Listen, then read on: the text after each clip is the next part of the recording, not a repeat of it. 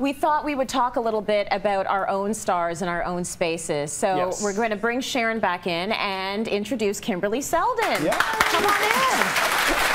Where is she? Come and have a seat in my desk. I didn't get the memo about white pants. I know. Well, you guys are black. Me neither. Me neither. All right, we're friends. So let's talk about the stars, because you all know what you're doing, and you probably only have really one star in your space. Kimberly, we're going to start with your space, and this one's a gorgeous one. Well, it's true. Actually, sometimes clients will be really excited because they see something amazing, and they want to include every amazing thing in the room. So I think it's a really good topic. I was taking my sister-in-law out for lunch in California and walked by a tile store, and in the window was that tile that we ended up using as the fireplace in our condo.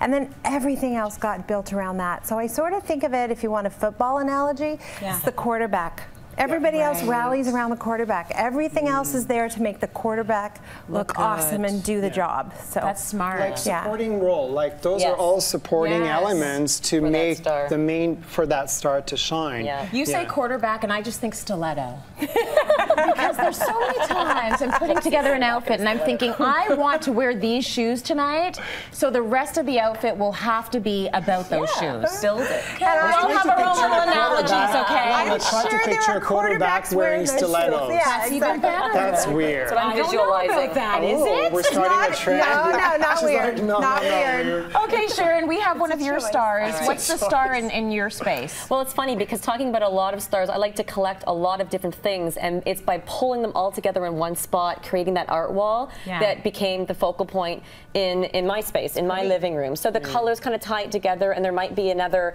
piece, like I have a pretty funky chair in my office, but it also ties in with that same color palette. And so again, it's pulling all of those different things that you might love, putting them all in one place, making one feature area out of them, and then I think that can become the star. Well, we actually do have a picture of your other star, that funky chair in your office. Yes. So a different space, but you let that be the standout in that particular space. But it ties in with the color palette in the rest of the space, so it can sit on its own, but it's the star of the office, and the art wall's the star of the living room. But it works well with the hardwood floor too. It's got that nice honey color to it. So it ties in with something, And now, Yannick, we've got a space in your room as well that is sort of the standout. You want people to notice this, so everything else takes a backseat to the mantle. Yeah, exactly. So because the mantle, that's the original mantle. It's a 100-year-old house. Oh, that's nice. And I just love it, all white. And then you see how there's a lot of accessories on top of the mantle, but they all complement the mantle. So you still look at it, it's still there, but your eyes kind of flow up and down, and it's very pleasing. But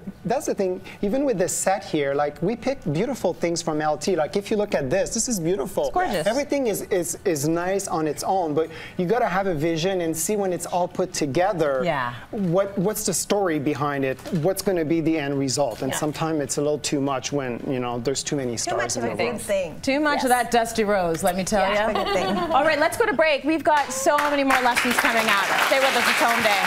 Listen, it looks